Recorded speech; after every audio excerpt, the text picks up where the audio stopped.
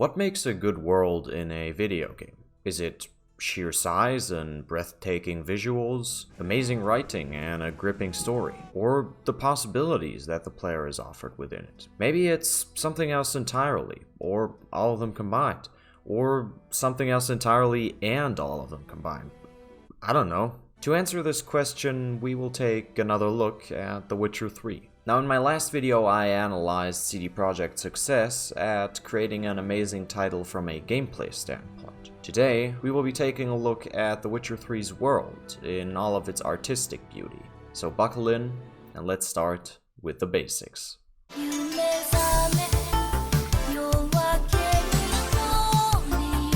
The most noticeable change that video games have undergone since the early 2000s is the improvement of their visual artwork. Even someone who isn't a gamer can be shown a gameplay clip from Oblivion and one from Skyrim and then tell you which was released first. It was during 2014 and 15 that the gaming industry, from what I as an active gamer was perceiving, really started to pick up the slack. Rise, Son of Rome looked so amazing for its time, I was completely dumbstruck. Dragon Age Inquisition had my gamer guy blood boiling with arousal. And I also got to see the release of Assassin's Creed Unity, which admittedly was a bit of a mixed bag for most people, but undoubtedly an extremely good-looking game. The Witcher 3 is no exception to this time standard. Even though the game saw a graphics downgrade before its release, it still looks good in 2020. And by good, I don't mean playable. I mean, the game would genuinely still look pretty good if it was released today. Now sure, there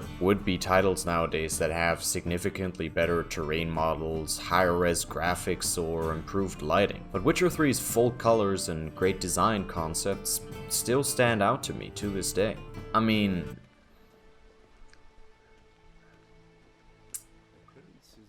damn, girl. The general concept of their designs, for lack of a more descriptive term, is actually a big factor here. Because what Witcher 3 managed to do by getting this right is have their world feel a lot more immersive than others. Even though the Witcher IP contains mythical, or at least religious themes, such as destiny, the world that lies underneath all of it is pretty low-key. It's fantasy, yes, but low fantasy. Grounded, gritty, realistic. Now, there's nothing wrong with fantastical castles and cities and huge swords and bizarre armors. What the fuck is that? But for The Witcher, they would be less than fitting in most cases. Instead, CD Projekt went for a more historically based look to fit the low fantasy genre. Kaer is a big-ass castle, but a more or less realistic one. Novigrad isn't some epic oldest city in the land where every house looks like its own mini temple and then there's only like 50 NPCs actually living there. It's Skyrim. I'm talking about Skyrim. Why are the towns in Skyrim so small? Like, what the fuck kind of civil war are we talking about here? That's gotta be a glorified tavern brawl at best. I'm getting off track. Instead of houses being templish and epic and you wondering where all the people are, Novigrad is crowded with population and packed with the tallest buildings medieval architecture has to offer to support that population. It just feels like a real city. Swords are, well, sword-sized, and armor is made of thick cloth and mail and plate, not whatever that is. My point is, the world doesn't just look good from a purely aesthetic perspective. It also looks the way it should, like a real world. One that, for the most part, has real physics and real problems. One that is not black and white.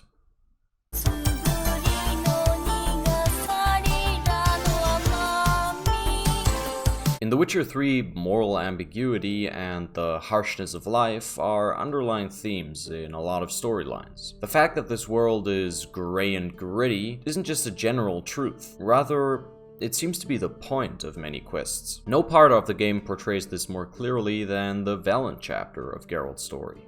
The Bloody Baron, Velen's warlord ruler, is a depressed drunkard whose wife and daughter ran away because he beat the wife, because she constantly provoked him, because he killed a guy 20 years ago, because she cheated on him with that guy, because he was away fighting in wars and she felt lonely without him.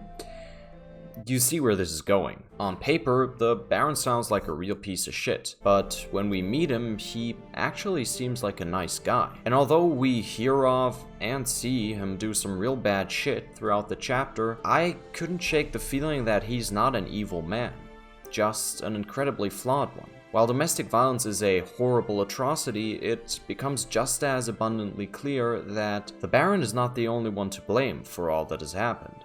We also have the Novigrad chapter, which contains a lot of critique regarding religion, typical for the medieval genre. The Church of the Eternal Fire is cracking down on mages, arresting them, and burning them at the stake. Jesus Christ, or I mean, by the Holy Spirit of the Eternal Fire, Christ. That seems a bit much. What makes all of this interesting is that the church actually has good reasons to mistrust mages. Both in the Witcher books and in the previous game, they have been some of the most treacherous and untrustworthy participants in the political landscape. And also, more importantly, most of them are total assholes. It doesn't exactly help either that their usage of magic makes them pretty powerful. Powerful enough to meddle in a lot of affairs without being fucking asked to. On the other hand, the church's response is just as bad, lumping all magic users into the same category and then hosting a public sapiens barbecue. And when the supply of mages starts to dwindle, they set their crosshairs on alchemists, then herbal healers, and eventually non-humans. This forces said groups to align themselves with the powerful people of Novigrad's underworld to stay alive. And voila, mages and non-humans end up actually being criminals. On the same note, the developers also refrain from portraying any one side as good or bad in the war that is going on during the game. Radovid is a crazy psycho, but he's also the only one standing in Nilfgaard's way as it attempts to conquer the entire continent for no particular reason. Some may see Emir as an asshole, but he undoubtedly lives by strict principles, and the Nilfgaardians, if anything, at least rule by that same merit. On the other hand, the Ancrates may be Geralt's friends, but Skellige as a whole is a political mess, torn apart by blood feuds, clans raiding each other's trading connections, the war with Nilfgaard, and a nationwide gambling addiction. And for that matter, is the success of a country that openly raids its neighbors' shores even desirable? Shit is looking pretty half-cooked no matter which way you turn it. Finally, an essential part of The Witcher 3 is referencing. And sure, having callback lines and characters from the books and previous games is great, just for the sake of solidifying the world's lore and rewarding longtime fans. But what's more important than that is cross-referencing things that the player was, is, or will be involved in. Depending on what choices you made in The Witcher 2, or pretends to have made, certain quests of The Witcher 3 may just not be in your game. And when Geralt makes a choice in The Witcher 3, when you make a choice, there will be consequences.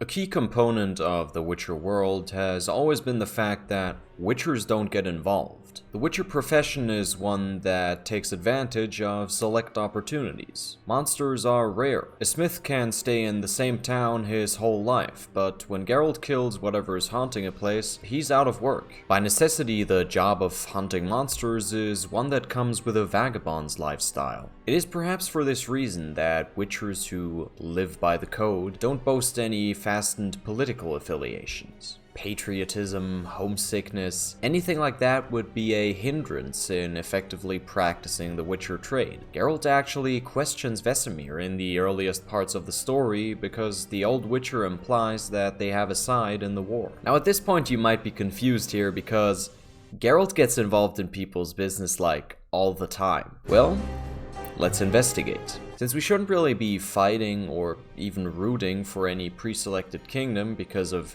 Geralt not being political, The Witcher 3 doesn't make us. As the player though, our choices are pretty open in terms of allegiance. We can choose to support no side in its efforts, or any one of them, or all of them for that matter. The game gives us the option to, and an incentive for every choice. What is perhaps more important though is the fact that every choice has negative consequences. The Lesser Evil, a short story from the Witcher books, explores the dilemma of choosing between two bad options. Geralt states at the beginning of the story that if I'm to choose between one evil and another, I'd rather not choose at all. However, the further development of the plot eventually forces Geralt to make a choice that in the end may have saved an entire town's population, which he is rewarded for with a stoning and him receiving the nickname Butcher of Blaviken. In yet another part of the Velen chapter in Witcher 3, the player has to choose between helping a seemingly evil spirit or some just as seemingly evil witches /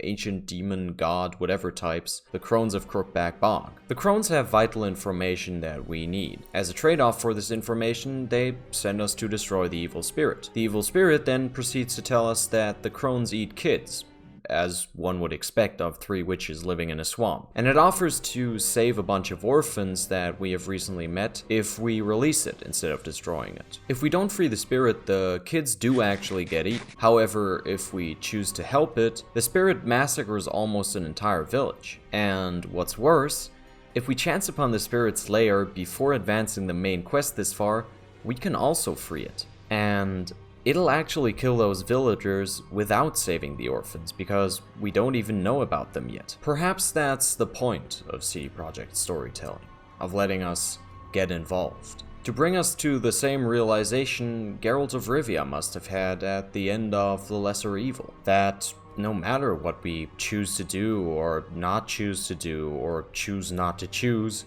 some bad shit can and likely will go down. Geralt, by the time of The Witcher 3, probably knows this fact by heart. Nearly 100 years old during the events of the game, he has seen his fair share of action and consequence. But we, the players, young rascals that we are, assume that if only we manage to make the right choices, everything will turn out just fine. Like in Until Dawn, where you can save everyone. Well, guess what? This ain't no fairy tale. Geralt is not the chosen one. He's just a guy who's really good at killing things. Yes, at the end of our story, things may have turned out more or less well, but not for everyone. So maybe the question of involvement is about more than just practicality. Maybe it's about the fact that getting involved can lead to harsh disappointment. Does that mean that Geralt, that you shouldn't get involved though? Or is the lesser degree to which your actions impact an outcome still worth it? And do you think yourself wise and capable enough to make the choices and take the actions that will actually lead to a better outcome? An interesting discussion to be had, surely, but that may be a little bit too deep for this analysis. There is an interesting video on the topic of Geralt's philosophy though. It's by a channel called Socratetris, I believe. I'm gonna link it up here and I recommend you guys check it out. To summarize, by offering you this form of choice, the game basically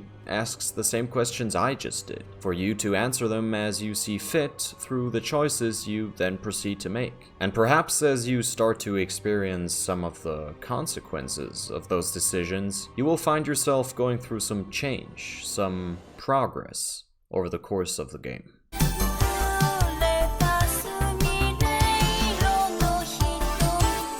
Different stages in video games are one of the oldest concepts of the medium. They originally existed in the form of waves in arcade games such as Space Invader. The purpose of these waves was to create clear points in the game's progression. Instead of having a constant stream of attacking aliens of doom, the player experienced a feeling of accomplishment with every wave he defeated. Since the game speed increases with every killed alien, and since the waves were always the same size in the OG Space Invaders, making it to a certain wave was also a good reference for other players as to how good you actually were. But wait, you might say, all of the things I just talked about fall under the category of gameplay, do they not? What is all that doing in this Witcher video and not the last one?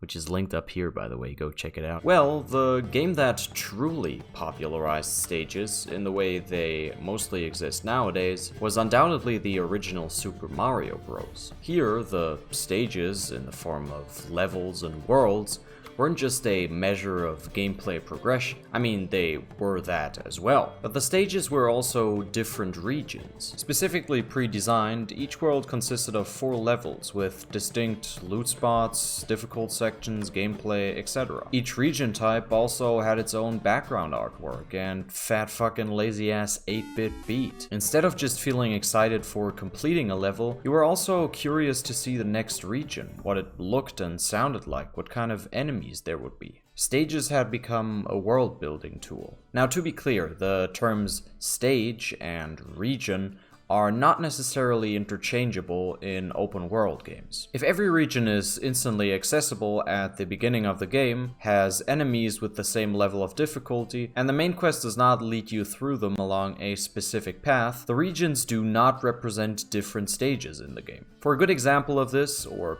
bad example, depending on your opinion of this type of open world, we return to an old friend, Skyrim. After reaching Whiterun at the very beginning of the game, the player can travel to any hold within the land. Technically, he doesn't even have to go as far as Whiterun, he can just walk everywhere as he pleases after playing through Helgen.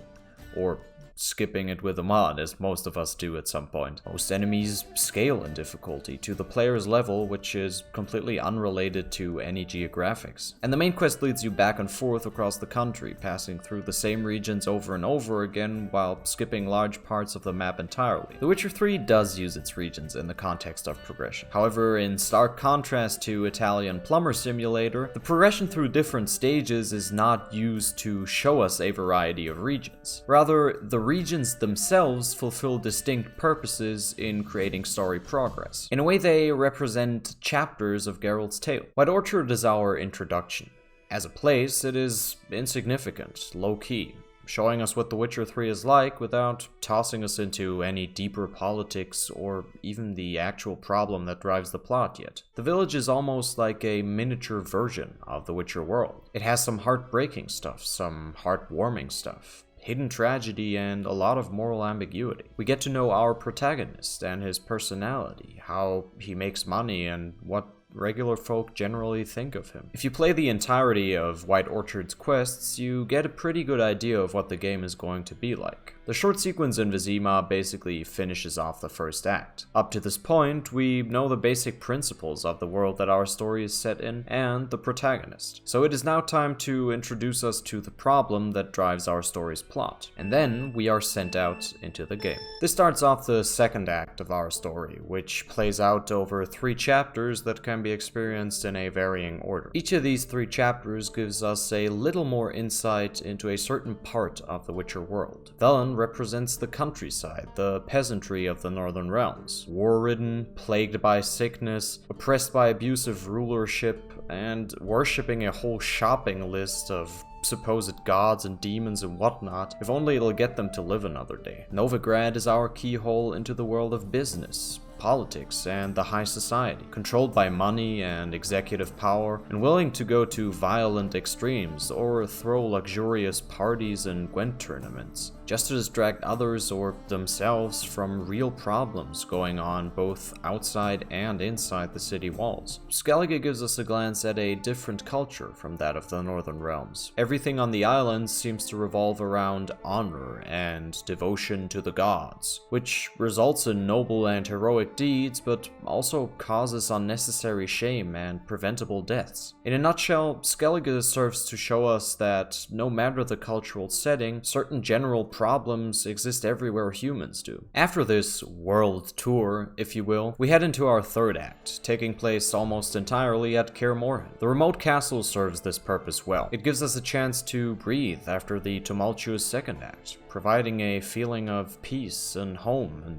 safety, only to strip all of that away with the Battle of Kaer Morhen, where we get our asses handed to us like a bunch of 8-year-olds picking a fight with a high school judo team, and the resulting death of Vesemir, a beloved character and father figure. We are sad, we are angry, and we have been reminded of the urgency of defeating the Wild Hunt. Our fourth act is a here and there, including returns to Novigrad, Velen, and Skellige, before we get our grand finale and ending. Lastly, there's the Oxenford and lands north of the Pontar region, which the game just crams into what it calls Novigrad, and Tucson. These are where the two expansions take place, and I gotta say, the Oxenford one is probably my favorite region in The Witcher 3, because it has a little bit of city, a little bit of countryside, and it is away from where the war is raging, so it just feels like the most normal, casual setting within the Witcher world, which makes it very unrestrictive story-wise. And that works really well with Hearts of Stone, because the story of that expansion feels like it is somewhere in between a full-length Witcher saga book and a short story. Kind of like a shorter standalone novel in the Witcher universe. Blood and Wine is obviously somewhat of an epilogue to Geralt's story, and the beautiful French/Italian aesthetic of Toussaint and Corvo Bianco is basically just what you would imagine the perfect place to retire to be like. I actually listen to Corvo Bianco ambient sounds and think of overlooking the valley sometimes to help me sleep, so I guess they did a pretty good job. Now I could go into way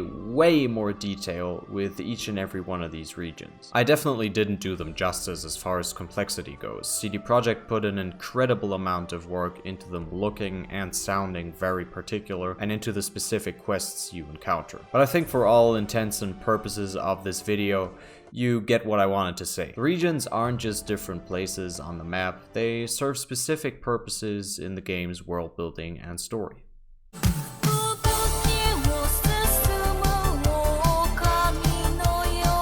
The Witcher 3 looks good, sure, better than most games, but there are some other titles out there that look really good as well. It sounds good too, and maybe that's something I've not talked about enough so far. The music, for instance, is amazing in this game. But what really makes it stand out to me is the combination of all of the aspects I've talked about in this video into one game's world. It feels like a crossover event of the well-designed and fleshed out world of a book series, the interactivity of the video game genre, and artistic and quest design done right. No game world has ever captivated me in the same way The Witcher 3 has. At least, so far, that is. Thank you guys for watching. I hope you enjoyed the video and maybe learned something. And if you like this style of video, go ahead and leave a like down below. And if you want to make sure to not miss the next video, go ahead and subscribe and activate the notification bell. And also follow me on Instagram. It's down below in the description. On Instagram, I post when I upload or stream, so you'll be even more up to date. I have been told about my last Witcher 3 video that my script work was completely insane for one video, and I could easily have spread out the content over multiple vids. Let me know in the comments, I guess, if you like the analysis videos like this one, or if I should focus on more select points and make those probably like 8 minutes long. Regardless, this has been a lot of fun to write and record, and I will see you in the next one. Until then, adios.